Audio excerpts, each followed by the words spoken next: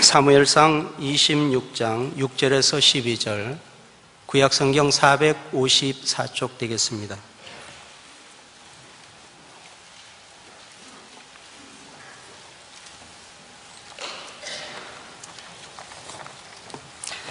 다 찾으셨으면 교독하도록 하겠습니다. 제가 먼저 읽겠습니다. 이에 다윗이 햇사람 아히멜렉과 스루야의 아들 요압의 아우 아비새에게 물어 이르되 누가 나와 더불어 진영에 내려가서 사울에게 이르겠느냐 하니 아비새가 이르되 내가 함께 가겠나이다.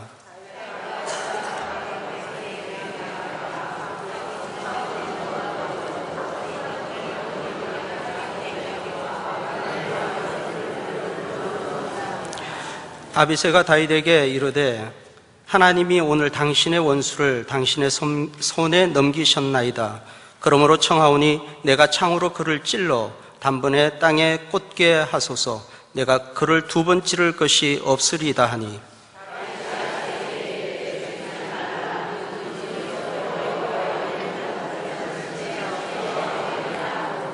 다윗이 또 이르되 여호와께서 살아계심을 두고 맹세하노니 여호와께서 그를 치시리니 혹은 죽을 날이 이르거나 또는 전장에 나가서 망하리라.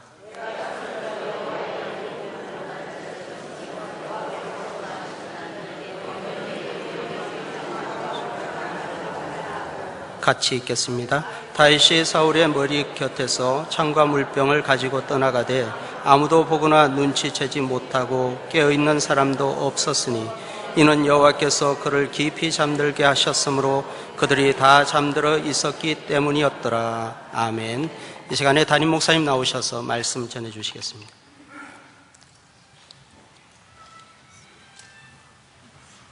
제가 나온다고 음악도 나오고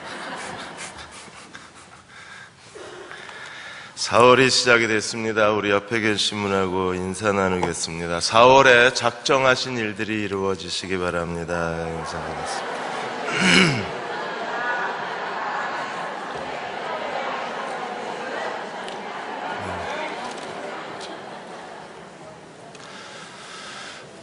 오늘 이제 2시부터 로마서 성경 공부를 시작할 예정입니다.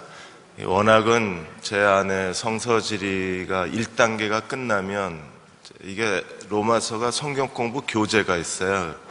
낮에는 성경 공부 교재 갖고 제 아내가 하고 저녁에는 제가 이제 강의식으로 저녁에 하려고 그렇게 준비하고 있다가 갑자기 일정이 어긋나 버리고 말았습니다. 그래서 지난주에 제가 짧게 하겠습니다 하고 길게 해서 안 믿으실 것 같은데 제 아내가 해야 될 그 부분이 있기 때문에 1시간 안에 끝내드릴 테니까 걱정하지 마시고 오셔서 저기 성가대 스피커 좀 조금만 너무하면 또 우니까 조금만 그냥 이렇게 착하게 얘기해요. 집에서 남편한테 하듯이 그러지 마시고 착하게 다정하게 해주세요. 무서워.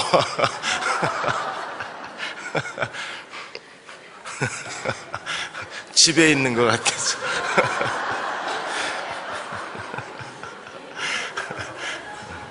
네. 들리나요 이제? 아직도 안 들려요? 아직도 안 들린대. 지금은요? 예, 들린답니다. 자, 오늘 사무엘상 26장 다윗의 주권적 신앙에 대해서 할 말씀을 함께 나누겠습니다. 어제 뉴스, 오늘 아침 뉴스에서 아마 이 영적 능력이 있다, 선지자, 예언자로 알려진 이분에 대한 뉴스를 아마 여러분이 들으셨을 겁니다. 경기도 가평하고 하나님 일대 지역에서 하나님이 예지력을 주셨다는 선지자라고 그렇게 알려져 있는데 한 30여 명이 이분한테 사기를 당했습니다. 그리고 3명이 지난 12년 동안에 무려 10억 원을 뜯겼어요. 이분이 하는 수법이 뭐냐면 헌금을 해야 부모가 천국에 간다 그래서 3천만 원 감사원금 받고 뭐 사람이 죽는다, 저주받는다, 내가 기도로 저주를 막았다, 그러므로 감사원금 내라, 이렇게 뭐 500만 원, 1000만 원, 3000만 원 이렇게 감사원금을 요구를 해서 3명한테만 10년 동안에 10억을, 그러니까 30명이 피해자인데 이 검사 경찰 조사가 나와봐야 얼마나 더 피해를 받았느냐를 확인할 수 있다고 했습니다. 여러분, 대부분의 신앙인들이 제일 약한 부분이 예언한다, 뭐 계시를 받았다, 여기에 제일 약해요. 이런 신앙을 우리가 샤머니즘적인 신앙이라 그럽니다.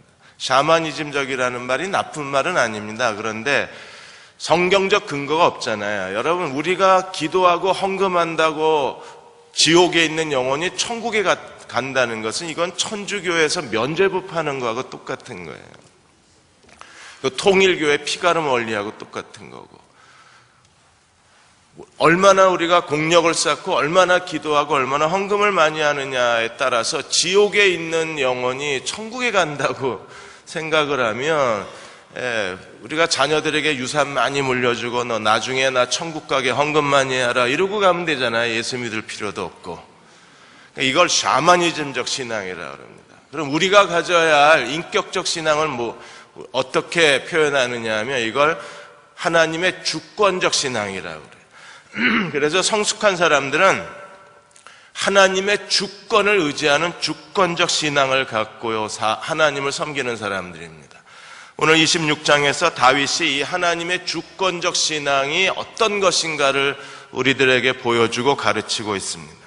오늘 26장은 다시 집지방의 사람들과 더불어서 이 일이 시작이 돼요. 26장 1절에 보시면 10사람이 기브아에 와서 사울에게 말하이르되 다윗이 광야 앞 하길라 산에 숨지 아니하였나이까. 벌써 두 번째 10지방 사람들이 다윗을 사울에게 밀고를 하는 겁니다. 이 사건을 통해서 사울을 죽일 수 있는데 두 번째 사울을 죽일 수 있는 기회를 다시 다윗이 사울을 살려줘요. 그리고 그 과정을 통해서 하나님이 어떤 일을 하고 계신지를 우리들에게 가르쳐주고 있는 겁니다. 다윗은 놀랍니다.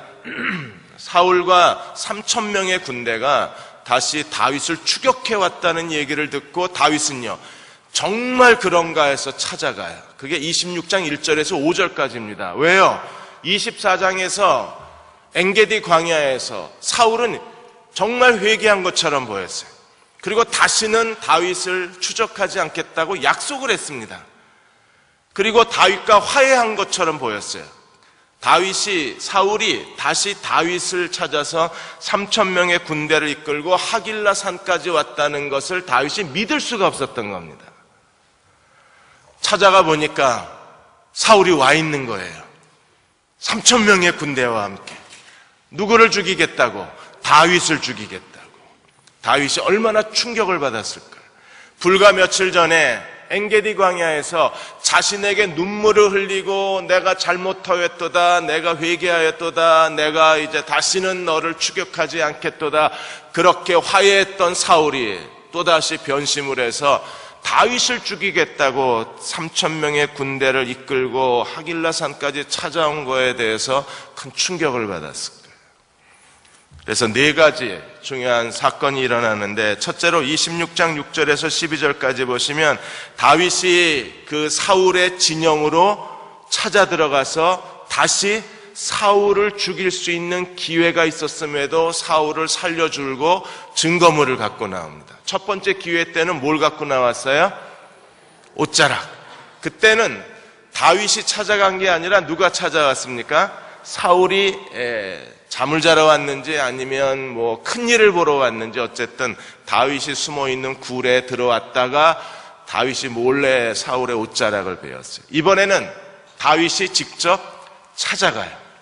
그래서 6절에 이렇게 말합니다. 이에 다윗이 햇사람 아히멜렉과 수류의 아들 요압의 아들 아비새에게 말하되 누가 나와 같이 가겠느냐? 아비새가 같이 가겠다고 말합니다. 그리고 들어가서 사울이 잠들어 있는 데까지 가요. 그러니까 사울은 큰일 볼 때 죽을 뻔하고 이제는요 잠자다 죽을 뻔하고. 하나님이 버리신 사람은 뭘 해도 이렇게 수치스러운 것 같아요. 12절에 보시면 왜 사울이 이렇게 깊이 잠들었어요? 12절에 다윗이 사울의 머리 곁에서 창과 물병을 가지고 떠나가되 아무도 보거나 눈치채지 못하고 깨어있는 사람이 한 사람도 없었습니다. 왜요? 여호와께서 그들을 깊이 잠들게 하셨으므로 그들이 다 잠들었어요. 그러니까 하나님이 깊이 사울과 3,000명의 군대를 다 깊이 잠들게 하셨기 때문에 죽일 수 있는 최철호의 기회였던 거예요. 그러니까 아무도 지금 누가 왔다 갔는지도 모르고 다윗이 사울을 죽여도 아무도 알지 못하는 상황이 된 겁니다. 이런 상황이었기 때문에 같이 간 아비새가 8절에 이렇게 다윗에게 말합니다. 다윗에게 이르되 하나님이 오늘 당신의 원수를 당신의 손에 넘기셨나이다. 그러므로 청하노니 내가 창으로 그를 찔러서 단번에 땅에 꽂게 해주십시오. 두 번 찌를 것도 없이 단번에 죽이겠습니다. 여기에 다윗이 24장에서 보여주고 25장에서 벌써 두 번에 걸쳐서 원수 갚는 건 누가 하는 일이라고 선언하셨습니까? 하나님이 하신. 이게 성경적 복수관이라고 그러는 거예요. 복수는 우리가 하는 일이 아닙니다. 누가 해야 돼요? 하나님이 하시는 거예요. 그러니까 한국 드라마의 그 복수는요, 이게 전부 하나님의 주권에서 벗어난 행위예요. 그런 드라마 보고 남편이나 여러분들이 가족이나 시댁 식구들이나 뭐 주변 사람들에 대해서 일을 가시면 안 돼요. 그 드라마가 여러분의 삶의 교과서가 되면 안 되고, 복수하는 건 누구의 주권에 속했다 그랬습니까? 하나님께 속합니다.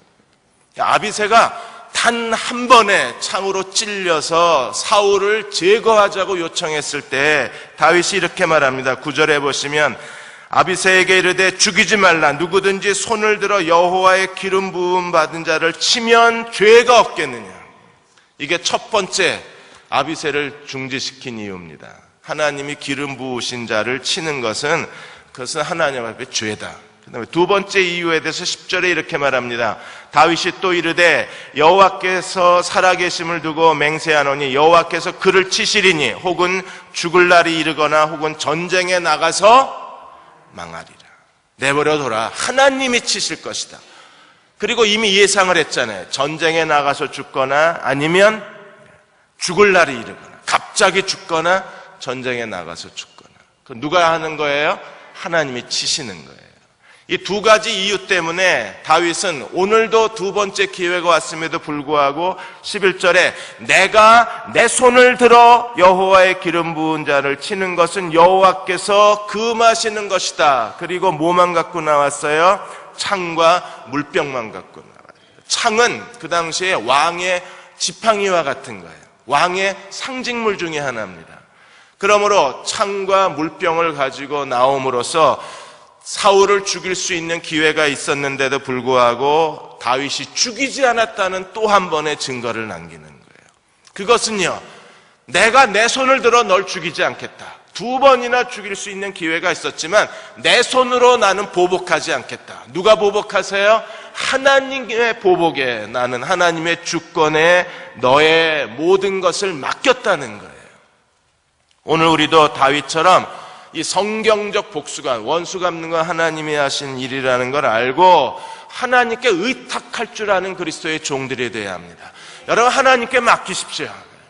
여러분에게 고통을 주고 여러분을 아프게 하고 손해를 끼치고 그리고 여러분의 인생을 낙심시키고 여러분의 인생을 다 망가뜨린 사람들에 대해서 우리가 하나님의 손에 맡기면 내가 내 손을 들어서 해결하지 않고 하나님께서 해결해 주시길 맡기시면 누가 그 일을 해결하십니까? 하나님이 해결해 주실 거예요. 결국에 24장에서 다윗은 그 행동으로 말미암아 사울의 회개를 받아냈잖아요. 24장 17절에 뭐라 그랬어요? 나는 너를 학대하나 너는 나를 선대하는도다. 사울의 회개를 받아내. 그리고 결국에 하나님께서 사울을 치심으로 하나님이 이 모든 일들에 대해서 다윗이 의탁한 것을 해결해 주시는 거예요. 시간이 걸려서 그렇지 언젠가는 하나님이 다 해결해 주시는 거예요. 지난번에 이기풍 목사님 말씀을 잠깐 드렸습니다. 1907년에 평양 대부흥운동이 일어났던 그 해에 한국의 초대교회에 목사 7명이 세워졌어요. 한석진, 그리고 서경조, 이기풍, 김선주, 방기창, 손인서, 양전백, 이 7명의 목사가 세움을 받았습니다.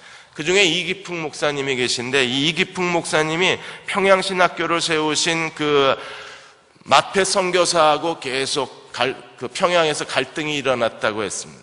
한 번은 시장에서 전도하는데 돌멩이를 던진 사람이 누구였다고요? 이기풍 목사님이셨어요.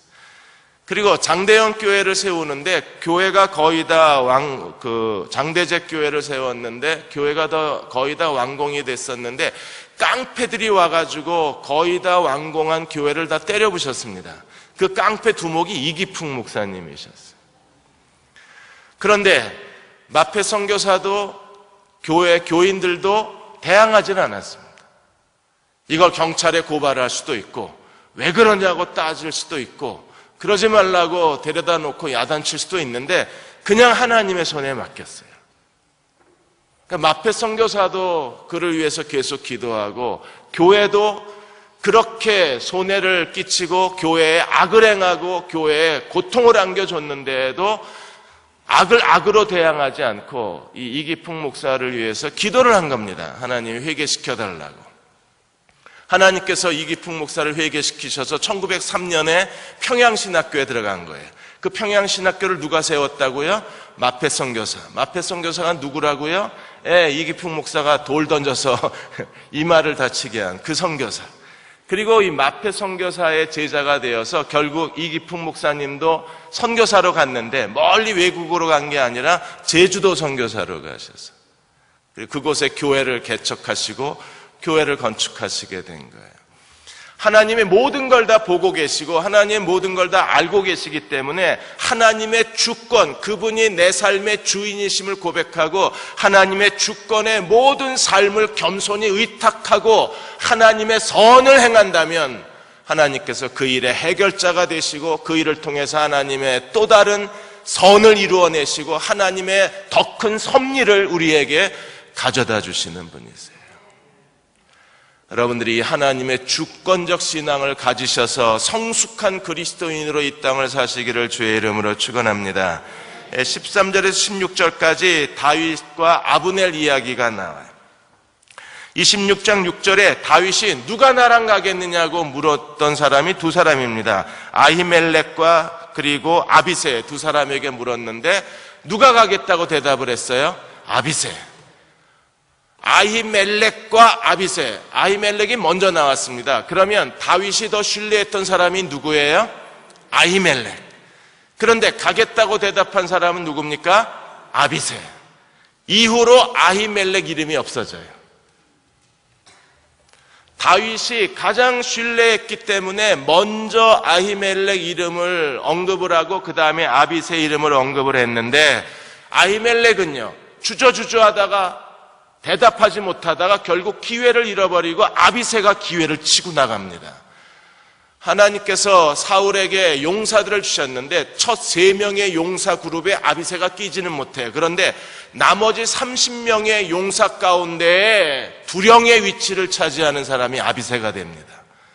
그리고 아비새는 다윗의 왕국을 건설하는 33명의 용사 가운데 두 번째 그룹의 우두머리가 되어서 다윗 왕궁과 그리고 하나님이 다윗을 쓰시는 일들 가운데 하나님이 다윗의 충성된 자가 되어서 이 아비새가 다윗 왕국에서 아주 중요한 위치를 차지하게 만들어요. 하나님의 주권을 깨닫고 하나님의 주권 앞에 엎드린 사람들은 하나님의 주권적 신앙이 요구하는 두 번째 모습이 어떤 모습이냐면 하나님께 충성된 거예요. 여러분, 하나님께 충성된 사람들이 하나님께 쓰임을 받습니다. 우리가 하나님의 주권을 믿는다면 온 힘을 다해서 하나님께 드려야 할 우리의 헌신의 모습은 충성된 자로 사는 거예요. 마태복음 25장에 보시면 하나님이 착하고 충성된 자들을 칭찬하셨고 악하고 게으른 자들을 거절하셨어요. 하나님의 선, 착한 사람들은 반드시 충성된 사람이에요. 악한 사람들은 그 모습 자체가 게을러요. 하나님이 제일 싫어하는 것 중에 하나가 뭡니까? 게으른 거 되게 싫어요. 우리가 충성된 사람으로 살아가야 하는데, 하나님께 충성된 사람의 자아상, 충성된 사람의 그 신실성, 충성된 사람의 인격을 유지하려면 우리에게 무엇이 필요할까요? 그래서 하나님 말씀이 채워져야 된다고 말씀을 드리는 거예요. 하나님 말씀이 채워져야 말씀이 채워진 영적 무게만큼 우리가 하나님께 충성할 수 있는 거예요. 여러분들이 날마다 하나님 말씀을 읽고 하나님 말씀을 묵상하고 하나님 말씀을 공부하고 말씀을 나누어야 되는 이유가 여기 있습니다. 하나님 말씀이 채워지면 그 채워지는 영적 수준, 영적 무게만큼 하나님께 충성된 삶을 살아갈 수 있기 때문에 그래요. 시편 19편 10절에 이렇게 말했습니다. 금 곧 많은 정금보다 더 사모할 것이요 꿀과 송이꿀보다 더 달도다. 더 사모해야 될 게 뭐예요? 하나님 말씀이에요. 정말 사모하십니까? 미국 크리스찬들의 속담 가운데 거북이 교인이라는 그 표현이 있습니다. 거북이 터틀 크리스찬은 거북이는요 무려 500일을 안 먹고도 살아요. 사람은요 보름 정도 안 먹으면 10일에서 보름 사이에 굶으면 대부분 다 사람들이 물도 못 마시는 상황입니다. 그러면 죽는다고 알려져 있고 뱀은 800일을 안 먹어요. 거의 2년 넘게 안 먹어도 얘는 삽니다. 근데 거북이는 500일을 안 먹어도 살아요. 왜 거북이 교인이라고 그래요? 하나님 말씀을 읽지도 않고 공부하지도 않고 묵상하지도 않고 살아도 멀쩡하게 살아있는 사람, 거북이를 닮았다 그래서 거북이 교인이라 그러는 거예요. 수요 예배에 원로 장로님들께 저희가 부탁을 해서 목장을 만들고 목장을 섬겨 주시기를 부탁한 이유는 여러분 하나님 말씀을 귀로만 들으면요 이게 안 들어가요. 여성 여러분들이 갱년기 지나면 칼슘을 열심히 드십니다. 좋다는 칼슘은 다 드십니다. 여러분 칼슘이 흡수가 안 되는 거 알고 계시죠? 칼슘이 흡수가 되려면 촉매제가 있어야 되는 거예요. 이걸 같이 먹어야지 칼슘이 흡수가 되지. 그거 혼자 숨겨놓고 남편이 먹을까봐 숨겨놓고 혼자만 열심히 드신다고 이게 안 들어가요. 몸이 흡수를 못합니다. 촉매제가 있어야 되는 거예요. 하나님 말씀을 지금 여러분이 듣고 계신데 듣는다고 이게 다 내 속에 들어간다면 얼마나 행복하겠어요. 아 그래도 목사님 콩나물은 물이 다 빠져도 콩나물은 자란대. 그건 콩나물 얘기고요. 콩나물하고 우리의 영혼은 다른 거예요. 하나님 말씀이 이렇게 스쳐 지나간다고 영이 자라나면요 지금 한국교회가 얼마나 성장했겠습니까? 우리는 하루 종일 CBS 틀어놓고 하루 종일 CTS TV 틀어놓고 쟁일 설교 듣는데 물이 지나간 것만큼 콩나물이 쑥쑥 자라듯이 우리 신앙이 쑥쑥 자라면 여러분 지금 세계 복음화가 끝났어요. 듣는 것만으로 죄송하지만 안 자라요. 그래서 나누셔야 돼요. 반드시. 죽을 힘을 다해서 들어가셔서 말씀을 나누셔야 돼요. 오늘 내가 사무엘상 26장을 가지고 이것 깨달았다, 이걸 회개했다, 이렇게 살기로 결심했다. 딱 3마디만 하세요.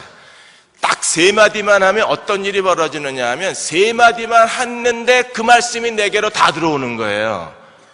이걸 왜 원로 장로님들 그 왜 목장 문 열어놓고 여러분 누구나 자유롭게 오늘은 A 장로님한테 갔다가 다음 주는 B 장로님한테 갔다가 한 바퀴 다 도시면 2달 걸립니다. 왜 이런 모임을 해요? 교회가 심심해서 하나요? 아니에요. 하나님 말씀을 들은 걸 잃어버리지 마시라고. 길가에 떨어진 씨앗은요 즉시로 와서 누가 와서 먹어버립니까? 새가 와서 먹어버려요. 그래서 듣고도 아무 유익이 없고 듣고도 신앙이 성장하지 않는 이유는요 길가에 떨어지는 순간 새가 먹어버리기 때문에 그래요. 그래서 반드시 가서 나누셔야 돼요. 아 나는 오늘 졸다가 뭔 얘기인지 하나도 못 알아들었다고 상관없어요. 그 순간에 다른 분들이 나는 듣고 깨달았다는 걸 내가 옆에서 아멘 아멘 하고 열심히 드시면 다 내게 되는 거예요. 나는 이걸 깨달았는데 저분은 어떻게 저걸 깨달았지? 나는 겨우 이것밖에 생각을 못했는데 저분은 참 어떻게 저런 생각을 하셨지? 어떻게 저렇게 적용하겠다고 결심을 하셨지? 그걸 다른 사람들 이야기를 들으면서 뭐가 더 커질까요? 내 영적 시야가 커지고 내 말씀을 듣는 내 생각이 더 넓어지고 말씀을 듣는 태도가 더 성숙해져 가는 거예요. 옆 사람 걸 들어야. 목장으로 가셔요. 말씀 듣고 점심 빨리 드시고 목장 들어가서 3마디만 하세요. 나 이거 깨달았어요. 나 이거 회개했어요. 나 이거 결심했어요. 이것만 하시면 오늘 들은 말씀이 여러분 속에 다 씨앗이 심겨지듯이 좋은 땅에 심겨지는 거예요. 그리고 어떤 사람은 30배, 어떤 사람은 60배, 어떤 사람은 100배 열매가 맺어지는 겁니다. 그 맺어지는 열매가 하나님께 충성된 삶이 되는 거예요. 다윗이 물병과 창만 가지고 와서 그리고 맞은편 산에 올라가서 사울을 부른 게 아니라 이번엔 누구를 불렀습니까? 15절 16절에 보시면 누구를 불러요? 사울의 군대 장관 아브넬을 부릅니다. 그리고 아브넬을 이렇게 책망합니다. 15절에 다윗이 아브넬에게 이르되 네가 용사가 아니냐? 이스라엘 가운데 너 같은 자가 누구냐? 그러한데 네가 어찌하여 내 주 왕을 보호하지 아니하였느냐? 내가 네 왕을 죽이러 들어갔도다. 16절에 또 한 번 반복합니다. 네가 행한 이 일이 옳지 못하도다. 여호와께서 살아계심을 두고 맹세하노니 여호와의 기름 부음 받은 너희 주를 보호하지 아니하였느냐? 너희는 마땅히 죽을 자니라. 얼마든지 죽일 수 있었잖아요. 이미 사울은 죽은 목숨입니다. 다윗이 살려주어서 사는 거지. 그러면 사울이 죽었으면 아브넬도 죽은 목숨이 있는 거잖아요. 이 아브넬의 불충성됨을 지금 다윗이 책망하고 있는 겁니다. 어떻게 내 주 왕을 너희가 이런 식으로 보호할 수 있느냐? 죽을 뻔했잖아. 그리고 군대 장관을 책망을 해요. 다윗이 대단한 사람입니다. 야, 어떻게 나오면서 다윗이 지금 누구를 책망하고 나오는 거예요? 그 적진에 나오면서 이놈들 봐라. 죽을 뻔했잖아, 사울이. 만일에 나였으니까 살았지 다른 군대, 다른 민족이었으면요, 사울은 꼼짝없이 죽은 겁니다. 그래서 군대 장관을 책망하는 거예요. 왜 책망해요? 다윗은 싫은 거예요. 뭐가 싫어요? 충성되지 못한 사람들이 싫은 거예요. 그래서 아브넬을 왜 보호하지 않느냐? 왜 보호하지 않느냐? 넌 죽은 목숨이다. 큰 소리로 아브넬을 책망을 하는 거예요. 그러니까 사울을 부르기 전에 아브넬을 먼저 부른 이유가 충성되지 못한 게 싫어서 그래요. 그래서 시편 101편 6절에 보시면 내 눈이, 이게 다윗의 시편입니다. 내 눈이 이 땅에 충성된 자를 살펴서 나와 함께 살게 하리니 완전한 길에 행하는 자가 나를 따르리라. 충성된 사람은요, 완전한 사람이에요. 여러분들이 이렇게 하나님 앞에 평생 동안 충성되신 것처럼 하나님이 부르시는 그날까지 하나님 앞에 충성된 종으로 사시기를 축원합니다. 그게 사람이 걸어갈 가장 완전한 길, 가장 성숙한 길인 거예요. 그래서 디모데후서 2장 2절에 바울이 하나님 말씀을 누구에게 부탁했습니까? 또 내가 많은 증인들 앞에서 내게 들은 바를 충성된 사람들에게 부탁하라. 그들이 또 다른 사람을 가르칠 수 있으리라. 바울도 사람들 가운데 찾아낸 사람이 누구냐 하면 충성된 사람. 스펙을 본 게 아니라 충성된 사람을 찾은 거예요. 다윗도 충성된 사람을 찾았어요. 하나님도 맡은 자에게 구할 것은 충성이라고 말씀을 하셨어요. 그러므로 하나님의 주권을 깨닫고 주권 앞에 겸손하게 사는 사람들은 하나님께 충성된 사람이 되는 거예요. 배우 최지우의 그 부모님 간증을 들었습니다.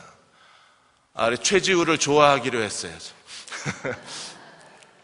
그 부모님이 신앙이 대단하신 분이시더라고요. 최지우가 부산에 살았는데 이게 탤런트 시험에 합격했다는 얘기를 듣고 부모님이 기뻐하기보다 제일 먼저 걱정한 게 뭐냐면 그 탤런트하고 영화배우 하면 교회 못 나가잖아. 이거부터 걱정을 하신 거예요. 그래서 부모님에게 약속을 했대요. 열심히 내가 연예인이 돼도 열심히 교회 생활하겠다고 약속을 하고서야 부모님 허락을 맡았는데 아무리 봐도 이게 교회 생활을 제대로 못하는 것 같으니까 아예 부산을 다 정리하고 서울로 올라와 버리셨어요. 딸 데리고 교회 다니겠다는 단 하나의 이유 때문에. 그리고 열심히 딸을 데리고 교회 예배마다 이분들은 빠지지 않고 참석을 하신다 그럽니다. 그러니까 최주 이 자매가 배우가 부모님을 볼 때마다 자기는 늘 죄책감 내지는 부끄러움을 느낄 수밖에 없대요. 그렇게 하나님께 충성된 분이시랍니다. 그래서 최주 씨가 이렇게 길이 잘 열리는 것 같아요. 하나님 앞에서 부모가 충성된 모습을 보여주면 자녀들이 닮아가게 돼 있잖아요. 그리고 우리가 하나님 앞에 드려야 할 참된 겸손이 있다면 충성된 거예요. 세 번째로 17절에서 25절까지 여기서 다윗의 주권적 신앙을 우리들에게 더 분명하게 보여주는데 제일 먼저 다윗이 사울에 대해서 또다시 이렇게 질문합니다. 18절에 또 이르되 내 주는 어찌하여 주의 종을 쫓으시나이까? 내가 무엇을 하였으면 내 손에 무슨 악이 있나이까? 도대체 다윗은 이해할 수가 없는 거예요. 왜 눈물을 흘리고 다윗아 내가 잘못했다. 나는 너를 학대하는데 너는 나를 선대하는구나. 내가 나보다 낫다. 하나님이 너를 반드시 이스라엘 왕으로 세우실 것을 내가 확신한다. 하나님이 너와 함께 하셔서 너에게 복을 주실 것이다. 며칠이 지났다고 또 3,000명의 군대를 끌고 자기를 죽이겠다고 여기까지 찾아왔으니까 다윗이 이해가 안 되는 거예요. 왜 그럴까 이 사람이? 인간적인 관점에서 이해를 하는 게 아니라 다윗은요 하나님의 주권적 관점에서 이 사울의 추격에 대해서 질문을 하고 있어요. 그래서 사울에게 이렇게 질문합니다. 19절에 보시면 원하건대 내 주 왕은 이제 종의 말을 들으소서. 만일 왕을 충동시켜 나를 해야 하려니가 여호와시면 내가 기꺼이 죽겠습니다. 제물이 되겠대요. 하나님이 시키신 일이라면 나는 제물이 되겠습니다. 그러나 만일 사람들이면 그들이 여호와 앞에 저주를 받을 것입니다. 다윗이 저주를 명했어요. 여러분 개인 감정으로 만일에 왕을 충동해서 다윗을 죽이라고 계속 유혹하고 다윗을 추격하라고 내모는 사람들이 뒤에 숨어있는 사람들이라면 그들이 저주를 받을 것입니다. 개인의 복수심, 개인의 감정이 아니라 왜 저주를 받을 거라고 명했어요? 이렇게 말합니다. 이는 그들이 이르기를 너는 가서 다른 시들을 섬기라 하고 오늘 나를 쫓아내어 여호와의 기업에 참여하지 못하게 함이라. 나를 쫓아내서 결국 사울이 살아있는 동안에 이방 땅에서 살아야 되잖아요. 이방 땅에서 사는 건 우상을 섬기는 거잖아요. 이방 땅에서 사는 것은요 하나님의 언약의 땅에서 벗어나야 하기 때문에 하나님의 기업에서 떠나는 거잖아요.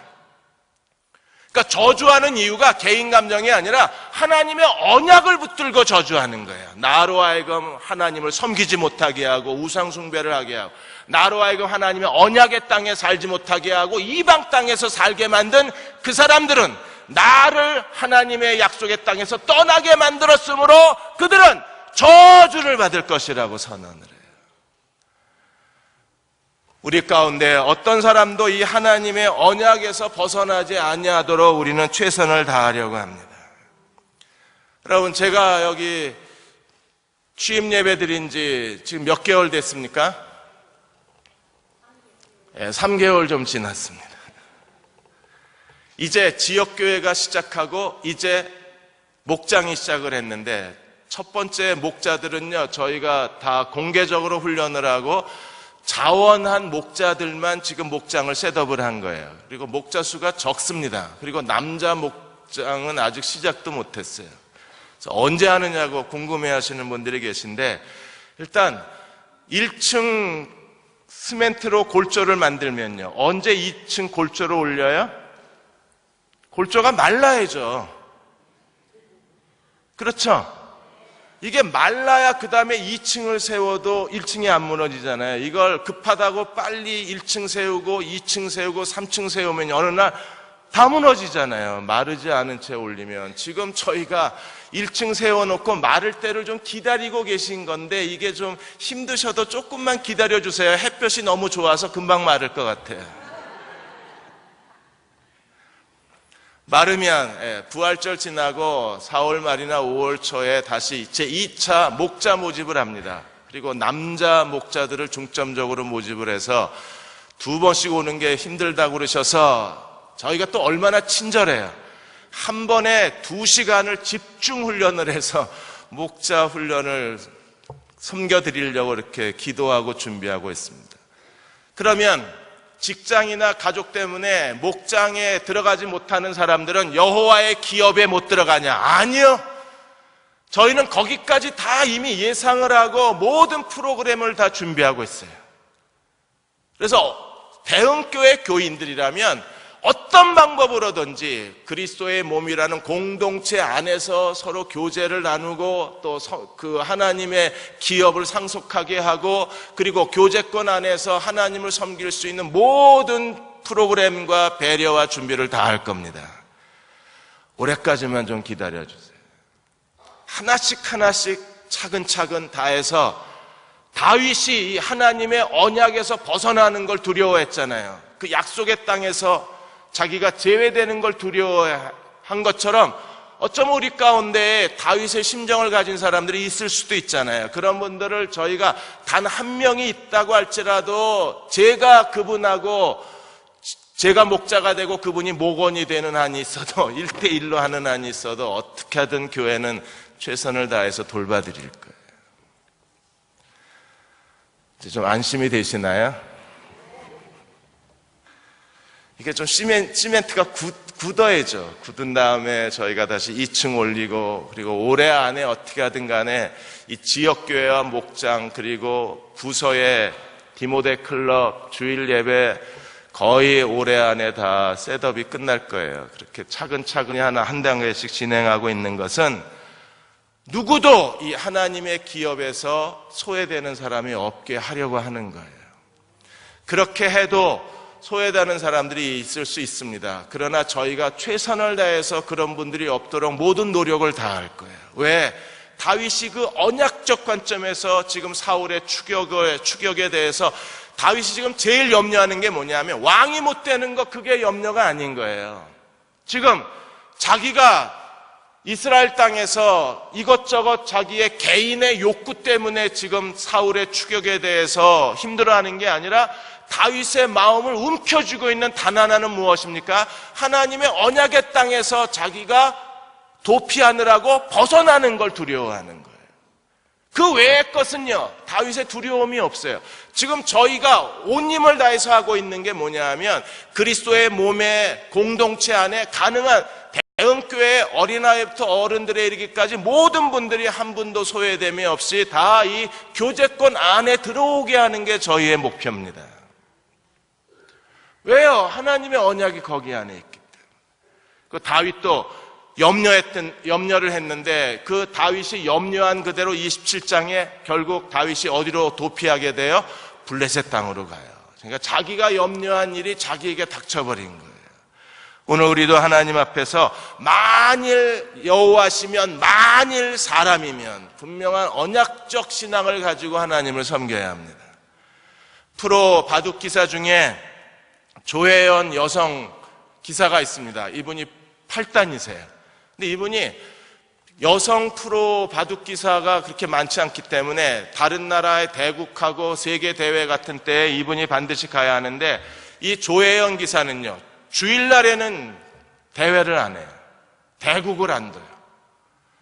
이것 때문에 몇 번 지금 계속 바둑을 좋아하시는 분들하고 그리고 바둑협회하고 계속 갈등이 있고 싸움이 있는데도 조혜연 씨는요, 꿈쩍도 안 합니다. 이분이 수원에 있는 교회를 다니시기 때문에 제가 알아요. 주일날은 안 가요. 아니 다른 사람들은 스포츠맨들은 다 주일에도 뛰는데 왜 주일날 대국을 안 하냐. 평일날은 목숨을 걸고 대국을 해요. 그리고 성적도 좋아요. 실력도 있고. 그리고 조혜연 이분은 바둑은 내 인생이다. 바둑 없는 내 인생은 상상도 할 수 없다. 그리고 바둑에 자기 인생을 다 걸었어요. 근데 주일날은 안 해요. 왜냐하면 이분 스스로 하나님과의 자기의 언약적 관계를 맺었기 때문에 그래요. 조혜연 씨가 이렇게 간증을 합니다. 내가 의사나 식당 주인이나 서비스업이면 나는 주일날에 대국한다. 그런데 나는 프로 기사가 주일날에 이것은요, 서비스업이 아니잖아요. 뭐 바둑을 좋아하는 사람들에게 서비스하는 거지만 그거는 엄격한 의미에서 서비스업이 아니라 이거는요, 자기 경제활동이에요. 대국을 두고 이기면 막대한 상금을 얻으니까 이건 내가 돈 버는 거다. 내가 서비스업에 속한 사람이면 난 얼마든지 예배드리고 주일날 문을 연다. 그런데 이거는 돈 벌겠다고 하는 거기 때문에 나는 하나님 앞에서 대국을 못 둔다. 여러분, 나이가 어린데 이게 얼마나 분명해요. 그냥 무조건 주일 성수가 아니라 자기가 지금 하고 있는 일을 알고 이걸 안식일을 지켜라, 주일을 지켜라를 이 언약을 제대로 해석을 해서 만일에 내가 의사고 만일에 내가 그 대중들을 상대로 해서, 왜냐하면 직장 다니고 뭐하고 가족들이 함께 외식할 수도 없는 사람들이 토요일날 주일날 가족 외식을 하면 그들에게 서비스하는 그런 일들을 하면 나는 언제든지 문을 열고 기쁘게 섬길 수 있지만 이건 혼자 돈 벌겠다고 바둑판을 두는 것은 이건 아니라고 생각을 한대요. 지혜롭죠? 관심이 없으시고. 난 이 조혜연 씨 간증을 듣고요, 이야, 제대로 이해를 했다. 하나님의 주권을 제대로 하는 거예요. 그냥 주일 성수 이래서 하는 게 아니라 자기 개념이 분명한 거예요. 하나님의 언약에 대한 지식과 이해와 개념이 분명한 거예요. 그리고 주일날 해도 되는 일, 주일날 하면 안 되는 일을 구분을 한 거예요. 여러분, 예수님도 그러셨잖아요. 안식일에 구덩이에 소가 빠지면 죽게 내버려 둬요? 건져내는 거잖아요. 그러니까 안식일에 해야 되는 일, 하지 말아야 되는 일을 유대 종교 지도자들은 그거에 대해서 무지했는데 예수님은 새로운 개념을 심어주신 거잖아요. 사람이 안식일을 위해서 있는 게 아니라 안식일이 사람을 위해서 있다고 하는 완전히 뒤바뀌어진 안식일 개념을 심어주신, 이게 하나님의 주권을 깨달은 사람들은 올바른 이해력을 갖는 거예요. 해야 될 일, 하지 말아야 될 일을 아는 거예요. 지금 다윗이 사울의 그 추격에 대해서 그가 제일 염려하고 있는 게 뭐냐 하면 개인의 안녕과 개인의 행복과 개인의 감정이 아니라 뭐에서 벗어나는 걸 두려워한 거예요? 언약의 땅에서. 언약의 땅에 대한 언약을 붙들고 있는 거예요. 그리고 20절에 그가 이렇게 말합니다. 그런즉 청하건대 여호와 앞에서 먼 이곳에서 이제 나의 피가 흐르지 않게 하옵소서. 먼 곳에서, 이방 땅에서 내가 죽지 않게 해 주십시오. 이방 땅에서 나의 피가 흐르지 않게 하여 주십시오. 왜? 이는 산에서 메추라기를 사냥하는 자와 같이 이스라엘 왕이 한 벼룩을 쑤세요. 도대체 내가 무슨 가치가 있다고 날 죽이려고 그러냐. 이렇게 되면 내가 이방 땅에서 내가 죽게 되는데, 만일에 내가 이방 땅에서 억울하게 죽으면 너도 하나님이 너를 억울하게 하실 거다. 하나님의 언약에 대한 분명한 신앙을 가지고 이 하나님의 보상, 하나님의 갚으심에 대해서 지금 다윗이 사울과 더불어 내 말 좀 들으소서 하고 사울을 가르치고 있는 거예요. 그래서 사울이 다윗의 이 말을 듣고 어떻게 했습니까? 또 21절에 내가 범죄했도다, 내가 다시는 너를 해하지 아니하리라, 내가 어리석은 일을 하였도다, 대단히 잘못되었도다. 며칠 전에도 이랬거든요. 이제 다윗이 안 믿어요. 안 믿고 뭐라 그럽니까? 23절 같이 한번 읽어볼까요? 23, 24절이 이게 하나님의 보상, 네 번째 주권사상 보상에 대한 부분이에요. 읽고 이제 마치겠습니다. 같이 읽겠습니다. 여호와께서 사람에게 그의 공의와 신실을 따라 갚으시리니 이는 여호와께서 오늘 왕을 내 손에 넘기셨으되 나는 손을 들어 여호와의 기름 부음 받은 자 치기를 원하지 아니하였음이니이다. 오늘 왕의 생명을 내가 중히 여긴 것 같이 내 생명을 여호와께서 중히 여기셔서 모든 환난에서 나를 구하여 내시기를 바라나이다. 이제 사울이 뭐라 그래도 안 믿어요. 그리고 이러한 사울의 일시적인 고백과 그리고 사람의 환심을 사려고 하는 그의 이 가장된 몸짓에 대해서 다윗이 어떻게 행동을 합니까? 하나님의 갚으심에 의탁을 해버려요. 하나님이 생명은 뭘로? 생명으로. 그 다음에 보호하심은 보호하심으로. 다윗이 이게 굉장히 분명한 거예요. 그래서 23절에 하나님은 그의 공의와 신실을 따라 갚으신다. 하나님 우리의 행한 대로 갚으신 하나님이심을 믿으십니까? 그럼 우리가 두려워해야 합니다. 하나님의 주권을 깨달은 사람들은 하나님 앞에 두려움으로 행해요. 왜? 내가 행한 대로 하나님이 나를 갚으시기 때문에. 비판하지 말라. 왜? 도로 받는다 그래서 도로 받는다. 도로 받는다는 게 뭐예요? 하나님의 갚으심이잖아요. 그러니까 하나님께서 공의와 신실을 따라 갚으시리니. 그래서 제일 먼저 오늘 왕을 내 손에 넘기셨을 때 내 손을 들어 왕의 기름 부은 자를 치기를 원하지 아니하였으므로 내가 왕의 생명을 존중히 여긴 것 같이 하나님이 내 생명을 존중히 여기리라. 왜? 내가 행한 대로 갚으시는 거예요. 그리고 왕을 보호해 준 것처럼 하나님이 다윗에게 뭘 기대하시는 거예요? 여호와께서 모든 환난에서 나를 구하여 내시기를 원하나이다 그랬어요. 생명은 생명으로, 보호는 보호로 되갚으신 하나님이신 걸 믿으십니까? 서울에 한 개척교회 목사님이 계셨는데 이분이 목회를 열심히 했는데도 교회가 잘 성장이 안 되는 거예요. 그러다가 중고 소형차를 하나 사서 하나 급한 신방이 있어가지고 빨간불로 바뀌었는데도 믿습니다 하고 지나간 겁니다.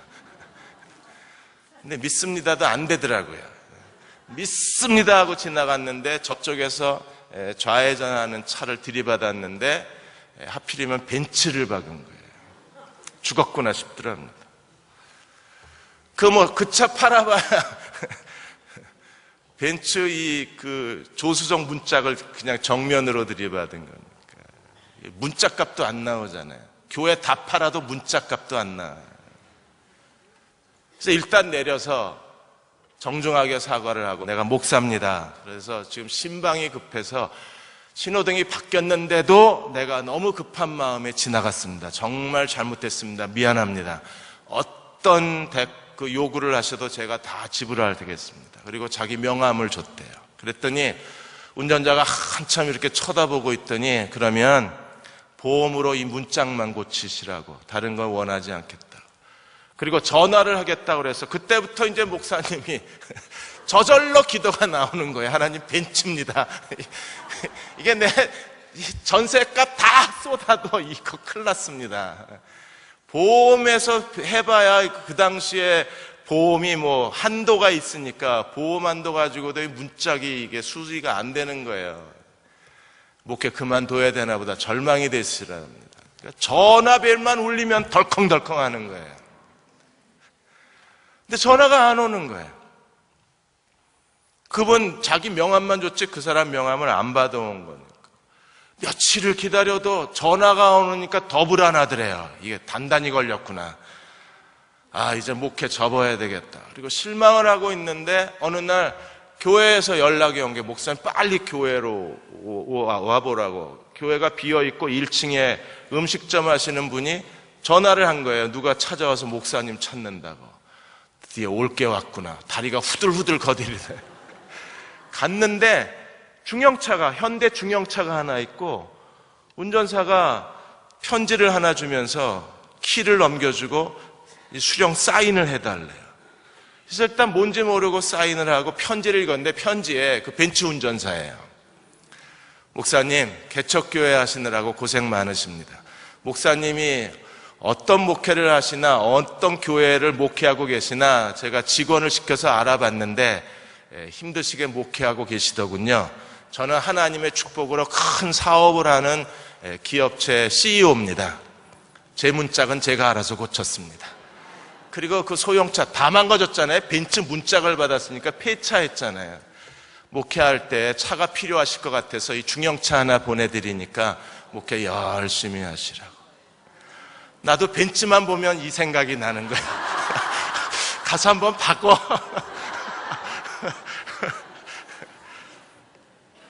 여러분, 그 어려운 가운데서도 정말 신실하게 영혼 하나를 두고 온 마음을 다해서 목회하니까 하나님이 저주를 선으로 바꿔주신 거잖아요. 그러니까 목사님이 그 차를 끌어안고 차 운전석에 앉아서 한참 울었대. 그 얘기 듣고 저희도 많이 울었어요. 하나님이 위로해 주시는구나. 안 보시는 것 같은데도 다 보고 계시는구나. 다 알고 계시는구나. 사랑하는 여러분, 다 알고 계세요. 그리고 우리가 자꾸 뭘 하려고 그러지 말고 그냥 하나님의 손에 좀 맡겨드리면, 하나님 주권에 의탁하면 그분이 다 알아서 해결해 주시고, 알아서 갚아주시고, 알아서 우리로 하여금 언약의 땅에서 벗어나지 않게 해주시고, 우리가 더 두려워하지 않게 해주실 수 있잖아요.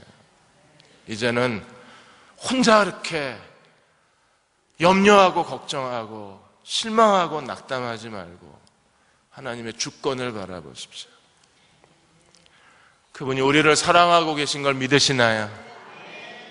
아니, 주님이 내 안에 계신 걸 믿으십니까? 내 안에 계셔서 다 보고 계세요. CCTV 설치하신 게 아니라 그냥 내 안에 계시기 때문에 나랑 같이 보고 내가 뭘 생각하는지 다 알고 계시고, 내가 뭘 걱정하는지 다 알고 계시고, 내가 어떤 일을 당하는지 다 알고 계신 거잖아요. 내 안에 계시니까. 그분 의지하시면 그분이 도와주실 거예요. 그런 믿음의 종들이 되시기를 바랍니다. 기도하겠습니다. 찬양하겠습니다. 겟세마네 동산에 주를 생각할 때 찬양하고 기도하겠습니다.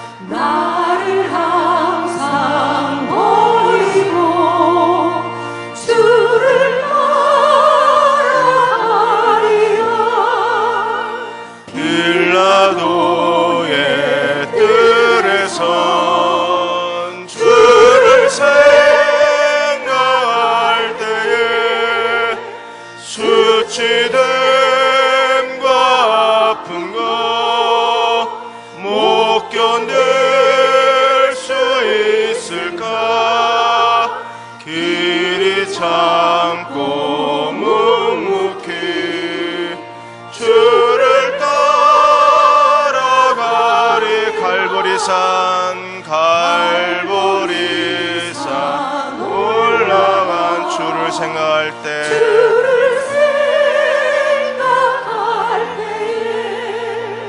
나의 받는 괴로움을 비교할 수 있으리 십자가를 지고서 주를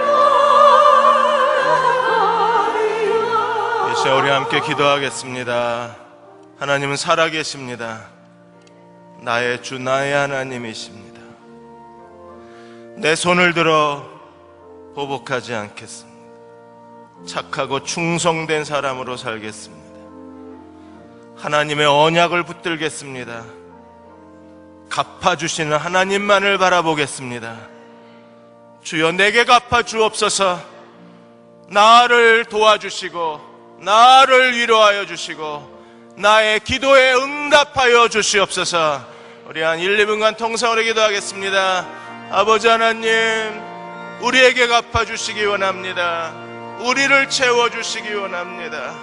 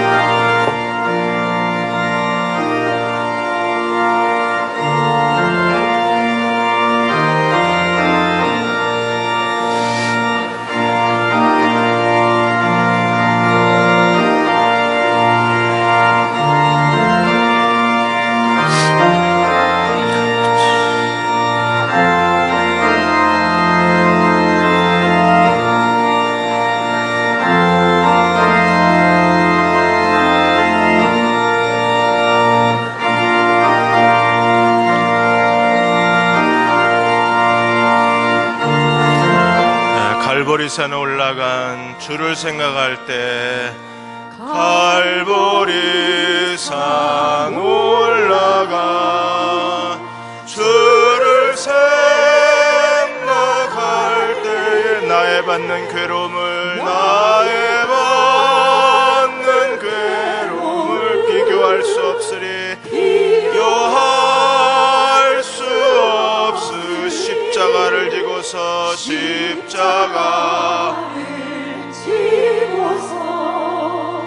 주를 따라가겐 무덤에서 부활함 무덤에서 주를 생각할 때에 환난이나 죽음도 두려울 것 없으리 승전가를 부르며 주를 따라가리라.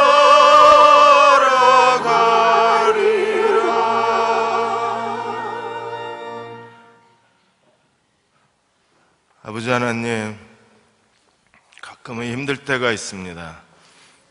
근심이나 걱정 때문에 무거울 때가 있습니다. 가끔은 제가 부끄러워질 때도 있습니다. 이렇게 살아도 되나 혼자 힘들어할 때도 있습니다. 하나님, 하나님의 주권을 잊어버리지 않게 주옵소서. 보호자에 앉으신 여호와, 그분을 바라보게 해주시고 그 보호자 우편에 서 계신 주님만을 바라보게 도와주셔서 겟세마네 동산에 주님을 생각하며 근심이나 걱정을 잊어버리고 나를 항상 버리고 주님을 따라갈 수 있는 주의 백성 되게 도와주옵소서. 이제는 하나님의 주권을 믿는 믿음의 사람이 되고 싶습니다. 믿음의 지식이 있는 사람이 되고 믿음의 성숙함이 있는 주의 백성 되게 도와주셔서 어린아이 신앙을 버리고 하나님 앞에 성숙한 신앙으로 살아가게 하여 주옵소서. 지금 우리를 죄에서 구원하신 우리 주 예수 그리스도의 은혜와 하나님 아버지의 무한하신 사랑하심과 성령의 인도하시고 위로하시며 도우시는 은혜가 오늘 함께 수요 예배 드리고 돌아가는 모든 성도와 가정과 자녀들, 기도하여 구하는 모든 일들, 마음에 염려하고 있는 모든 일들 위해 지금부터 영원히 함께 하시기를 간절히 축원하옵나이다. 아멘.